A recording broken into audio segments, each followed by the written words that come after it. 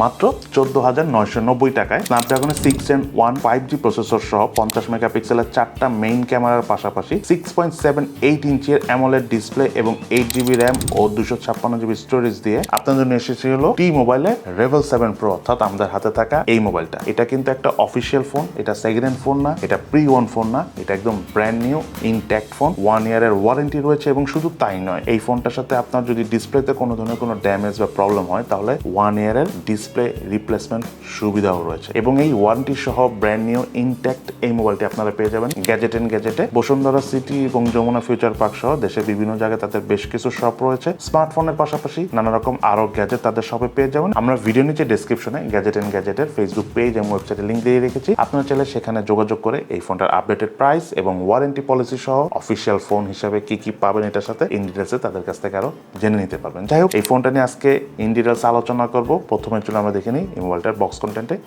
কি রয়েছে। মোবাইলটার বক্স কন্টেন্টে রয়েছে user manual, sim tray ejector, USB type C charging cable এবং Revvl 7 Pro 5G মোবাইলটি। মোবাইলটার ডিজাইন এবং বিল্ড কোয়ালিটির কথা বলতে গেলে মোবাইলটার বডি এবং ফ্রেম পলিকার্বনেটের তৈরি। তার পাশাপাশি মোবাইলটার যদি আমি থিকনেসের কথা বলতে চাই সেটা হলো 8.6 মিলিমিটার এবং ওয়েট হলো 198 গ্রাম। বক্স হিসেবে আসা ফোনটার থিকনেস একটু বেশি হলো, ওয়েট ডিস্ট্রিবিউশন ঠিকঠাক হওয়ার কারণে সিঙ্গেল হ্যান্ড একদম কমফোর্টেবল ভাবে আমরা এই ফোনটা ইউজ করতে পেরেছি। তার পাশাপাশি ফোনটা আউটডোরে আমরা শান্তিতে ইউজ করতে পেরেছি, ওইভাবে লো ব্রাইটনেস জনিত প্রবলেম পাইনি। দুপুরের দিকে ইউজ করার সময় কিছুটা লো ব্রাইটনেস জনিত প্রবলেম মনে হয়েছে। তার পাশাপাশি ফোনটাতে কোনো ধরনের কোনো আইপি রেটিং নেই এবং মোবাইলটা out of the box Android 14 operating system দিয়ে এসেছে। এটাতে আপনারা আরো দুটি মেজর ওএস আপডেট পাবেন, তার পাশাপাশি নানা রকম সফটওয়্যার প্যাচ বা সিকিউরিটি প্যাচ আপডেট তো পাবেনই। সেই সাথে ফোনটা যদি ইউআই এক্সপিরিয়েন্সের কথা বলতে চাই, প্রথমে যদি বলি কেমন অ্যাপস আছে, আমি বলবো একদমই ক্লিন। গুগল পিক্সেল বা স্যামসাং এর মতো আপনি ইউআইটা পেয়েছি আমরা একদমই ক্লিন, আননেসেসারি অ্যাপস একেবারেই পাইনি। তার পাশাপাশি আমরা অনেক এক্সট্রিম মাল্টিটাস্কিং করেছি, কোনো ধরনের কোনো ল্যাগিং ফ্রেম ড্রপ এই ধরনের কোনো ইস্যুস পাইনি, একদম বাটারি স্মুথ লেগেছে আমাদের কাছে এই ফোনটার ইউআইটা। র্যাম ম্যানেজমেন্ট রিলেটেড কোনো প্রবলেমও পাইনি এবং অ্যাপ ওপেনিং অ্যাপ ক্লোজিং এর তেমন একটা ডিলেরও আমরা দেখা পাইনি এই ফোনটার ইউআই থেকে। দেন মোবাইলটার বাটন এবং পোর্টসের কথা যদি বলতে চাই, রাইট সাইডে রয়েছে ভলিউম রকার এবং পাওয়ার বাটন এবং এই পাওয়ার বাটনটাই সাইড মাউন্টেড ফিঙ্গারপ্রিন্ট স্ক্যানার হিসেবে কাজ করে। ফিঙ্গারপ্রিন্ট স্ক্যানারের পজিশনটা একদম পারফেক্ট জায়গায় মনে হয়েছে আমার কাছে রয়েছে। এমন পজিশনে অনেকদিন ধরে অ্যাকচুয়ালি আমরা ফিঙ্গারপ্রিন্ট স্ক্যানার দেখি না, তবে যাদের হাত আমাদের মতো একটু বড় তাদের হয়তো বা একটু নিচে মনে হতে পারে, বাট এছাড়া ঠিকঠাক আছে। সে সাথে মোবাইলটার লেফট সাইডে রয়েছে হলো সিম কার্ডে, যাতে দুটো সিম কার্ড ইউজ করার পাশাপাশি রয়েছে এক্সটার্নাল মেমোরি কার্ড ইউজ করার সুবিধা এবং 2 টেরাবাইট পর্যন্ত এক্সটার্নাল মেমোরি কার্ড সাপোর্ট করে এই ফোনে। মোবাইলটার উপর অংশ রয়েছে নয়েজ ক্যান্সেলেশন মাইক, মোবাইলটার নিচের অংশ রয়েছে main speaker, primary mic, USB type C charging port এবং হেডফোন জ্যাকের পোর্ট। এই মোবাইলটাতে রয়েছে 5000 মিলিঅ্যাম্পিয়ার ব্যাটারি, সাথে কোনো চার্জার না থাকলেও ফোনটা হাইয়েস্ট 25 ওয়াটের চার্জিং সাপোর্ট করে এবং এই ফোনটাতে 15 ওয়াটের ওয়্যারলেস চার্জিংয়েরও সুবিধা রয়েছে, অর্থাৎ আপনি ফোনটা নর্মাল চার্জারের পাশাপাশি যে কোনো ওয়্যারলেস চার্জারে আপনি ফোনটা চার্জ দিতে পারবেন, তবে স্পিড 15 ওয়াটের মতো পাবেন। তবে ফোনটা একবার চার্জ করার পর আমরা অল ইন অ্যারাউন্ড প্রায় 1.5 দিনের কাছাকাছি চার্জ ব্যাকআপ পেয়েছি, যেটা যথেষ্ট ইমপ্রেসিভ। ব্যাটারি ড্রেনিং ইস্যুস আমরা একেবারে পাইনি। সেই সাথে ফোনটা যখন আমরা একদম টানা ইউজ করেছি তখন এই ফোনটার স্ক্রিন অন টাইম অর্থাৎ চার্জ ব্যাকআপ পেয়েছি অ্যারাউন্ড 6 ঘন্টা থেকে স্লাইটলি একটু বেশি। এই মোবাইলের ডিসপ্লেটা হলো 6.78 ইঞ্চি সাইজের 120 রিফ্রেশ রেট সহ অ্যামোলেড প্যানেলের ডিসপ্লে, যার রেজুলেশন হলো 2436x1080 পিক্সেল এবং পিক্সেল ডেনসিটি হলো 393 পিপিআই। মোবাইলের ডিসপ্লে চারদিকে চিন এবং ভেজেল এরিয়ার কথা যদি বলতে চাই, অলমোস্ট চারদিক থেকেই সমান অর্থাৎ সিমেট্রিক্যাল টাইপ, তবে চিন ভেজেল যদি আরেকটু চিকন হতো একটু থিন হতো তাহলে আরো বেশি ভালো লাগতো। তার পাশাপাশি ডিসপ্লে ঠিক উপরে সেন্টার রয়েছিল 5 হোল সেলফি ক্যামেরা। একটা ইম্পর্টেন্ট বিষয় হলো এই ফোনটার ডিসপ্লে যদি আমি মিডিয়া কনজিউমার পারফরমেন্সের কথা বলি, দুর্দান্ত লেভেলে, অফিসিয়ালি 1 ইয়ার ওয়ারেন্টি দিয়ে আসা 13-14 হাজার টাকার কোনো ফোনের ডিসপ্লে এটার মতো না। জাস্ট ব্রাইটনেসটা যদি আরেকটু বেশি হতো তাহলে আরো বেশি ভালো লাগতো। আর ভিডিও দেখার সময় আমরা কালার রিপ্রোডাকশন যেমন ভালো আসার কারণে যথেষ্ট ভালো লেগেছে, তার পাশাপাশি অ্যানিমেশন টাইপ মুভিগুলো এই ফোনে দেখে আমাদের কাছে অনেক ভালো লেগেছে। এই মোবাইলটার রিয়ার প্যানেলে ছিল 4টা ক্যামেরা সেটআপ, যার মধ্যে মেইন ক্যামেরা হলো 50 মেগাপিক্সেলের ওএস ক্যামেরা, দেন আরেকটা হলো 5 মেগাপিক্সেলের আলট্রা ওয়াইড ক্যামেরা, দেন বাকি দুটো ক্যামেরা হলো 2 মেগাপিক্সেলের ম্যাক্রো সেন্সর ক্যামেরা এবং ডেপথ সেন্সর ক্যামেরা। এবং এই মোবাইলে থাকা ক্যামেরাদের তোলা ছবির পারফরমেন্সের কথা বলতে গেলে যথেষ্ট স্মুথ ছবি আছে, কালার ডিটেলসও যথেষ্ট ভালো, একটু ভালো আলো পেলে আরো ভালো ডিটেলস ধরে রাখতে পারে। তবে পোর্ট্রেট ছবি তুলে আমাদের কাছে ওভারঅল বেশি ভালো লেগেছে।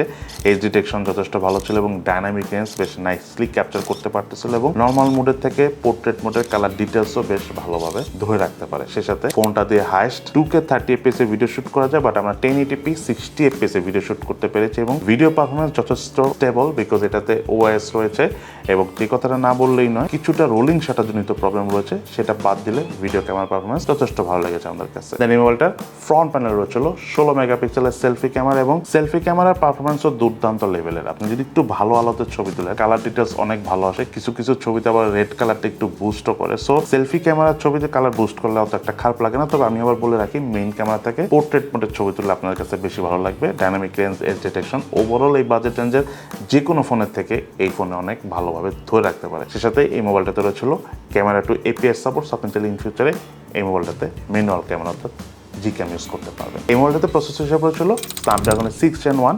এটা একটা 5G ভেরিয়েন্টের ফোন, যার ট্রানজিস্টর সাইজ হলো 4 ন্যানোমিটার এবং জিপি হিসাবে রয়েছিল Adreno 710। মোবাইলটার আন্তর্জাতিক স্কোর পেয়েছে আমরা 6,23,389। বেঞ্চমার্ক স্কোর টেস্ট রেজাল্ট আমরা স্ক্রিনে শেয়ার করে দিচ্ছি। এই মোবাইলটার গেমিং এক্সপিরিয়েন্সের কথা যদি বলতে চাই, ফোনটাতে আমরা পাবজি গেমসটা প্লে করেছি, মোটামুটি বেশ ভালো গ্রাফিক সেটিংয়ে গেম প্লে করা যায়। গেমিং এক্সপিরিয়েন্স যথেষ্ট ভালো। তার পাশাপাশি দেখা গেল যে আমরা খুব একটা ফ্রেম ড্রপ করতে দেখিনি, স্টেবল পারফরমেন্সে পেয়েছি। তবে স্টিল ফোনটাতে লং টাইম গেম প্লে করার সময় একটু হিট হয়। হিটটা যদি একটু কম হতো তাহলে আরো বেশি ভালো লাগতো। তবে ওভারঅল গেমিং এক্সপিরিয়েন্স হিট হওয়ার পরও ফল করে না। গেমিং পারফরমেন্সটা ফল করে না ফোন হিট হলেও। তার পাশাপাশি ফোনটাতে আমরা কল অফ ডিউটি গেমসটা খেলেছি, মোটামুটি ফুল গ্রাফিক সেটিং হাই গ্রাফিক সেটিংয়ে খেলতে পেরেছি এবং গেমিং এক্সপিরিয়েন্স বাটার স্মুথ ছিল, এফপিএস স্টেবল ছিল। ফোন খুব একটা হিট হয় না কল অফ ডিউটি গেমসটা খেলার সময়। তার পাশাপাশি কালার ডিটেলস চেক করার জন্য আমরা অ্যাশওয়ার গেমসটা খেলেছি, দুর্দান্ত লেভেলের ছিল। হ্যাপটিক ফিডব্যাকটা আমাদের অনেক ভালো লেগেছে, অনেক মজা পেয়েছি গেমটা প্লে করার সময়। যারা অ্যাশওয়ার টাইপ রেসিং গেম খেলে থাকেন তাদের কাছে এই ফোনের রেসিং পারফরমেন্স গেমিং পারফরমেন্স অনেকই ভালো লাগবে। দেন এই মোবাইলটা যদি আমি প্রাইসের কথা বলতে চাই, এটা হলো 8GB র্যাম 256GB স্টোরেজ দিয়ে অফিসিয়ালি পাওয়া যাচ্ছিল 14,990 টাকায়। ফোনটা আপনারা গ্যাজেটে পেয়ে যাবেন, 1 ইয়ারের ওয়ারেন্টি থাকবে। তার পাশাপাশি ডিসপ্লেতে যদি কোনো প্রবলেম হয়ে থাকে 1 ইয়ারের মধ্যে সিঙ্গেল টাইম অর্থাৎ 1 টাইম ফ্রি রিপ্লেসমেন্টও করে দেওয়া হবে। যাই হোক, যে বিষয়টা বলতে চাচ্ছি, এই ফোনটা ইউজ করতে যে কোন জিনিসগুলো আমাদের ভালো লেগেছে এবং কোন জিনিসগুলো আমাদের ভালো লাগেনি, চলুন সেটা জেনে নিই। এই ফোনটার ল্যাকিংসের কথা যদি বলতে চাই, প্রথমে বলে রাখি 14,990 টাকা এসেছে। সো অনেক বেশি ল্যাকিংস আমি বলবো না। ফোনটার প্রায় যদি 20-22 হাজার টাকা হতো তাও বলাটা খুব টাফ হতো, বাট স্টিল বলি সেটা হলো ফোনটার সাথে যদি একটা চার্জার দিত, কম ওয়াটের চার্জার হলেও ভালো হতো, তাহলে আসলে চার্জ করা যেত আর কি, বাইরে থেকে চার্জার কেনা লাগতো না। এবং তার পাশাপাশি ফোনটার ডিসপ্লের ব্রাইটনেস যদি আরেকটু বেশি হতো তাহলে আর অনেক বেশি ভালো লাগতো। বাট এই দুটা জিনিস ছাড়া এই ফোনটা যে বিষয়টা নাম্বার 1 আমার ভালো লাগছে সেটা হলো এটা ডিসপ্লের কোয়ালিটি অনেক ভালো, ক্যামেরা পারফরমেন্স আমাদের কাছে অনেক ভালো লেগেছে। ইউআই এক্সপিরিয়েন্স যথেষ্ট নাইস, বাট এটাতে এখন অ্যান্ড্রয়েড 14 রয়েছে, 2টা আর ওএস আপডেট পাবেন। সো যাদের প্রচুর ওএস আপডেট দরকার তাদের কাছে হয়তো ভালো লাগবে না, বাট যারা স্টেবল পারফরমেন্স চান তাদের কাছে এই ফোনটা যথেষ্ট ভালো লাগবে। তার পাশাপাশি গেমিং এক্সপিরিয়েন্সও যথেষ্ট ভালো লেগেছে, ফোন খুব একটা হিট হয় না, ইউআই এক্সপিরিয়েন্সও চমৎকার এবং চার্জ ব্যাকআপ আমরা যথেষ্ট ভালো পেয়েছি। সেই সাথে হেডফোন জ্যাক সহ 2 টেরাবাইটের মেমোরি কার্ডের সাপোর্ট রয়েছে। সো লং টাইম আপনি অনেক ছবি তুললে এই ফোনটা শান্তিতে ইউজ করতে পারবেন। সো এই হলো ওভারঅল আমাদের T-Mobile Revvl 7 Pro 5G এই ফোনটার ওভারঅল একটা রিভিউ। আপনাদের কাছে এই মোবাইলটা কেমন লেগেছে সেটা কিন্তু অবশ্যই ভিডিওর নিচে কমেন্টস করে জানাবেন। সবাই ভালো থাকেন, সুস্থ থাকেন, ইনশাল্লাহ দেখা হবে ফিউচারে।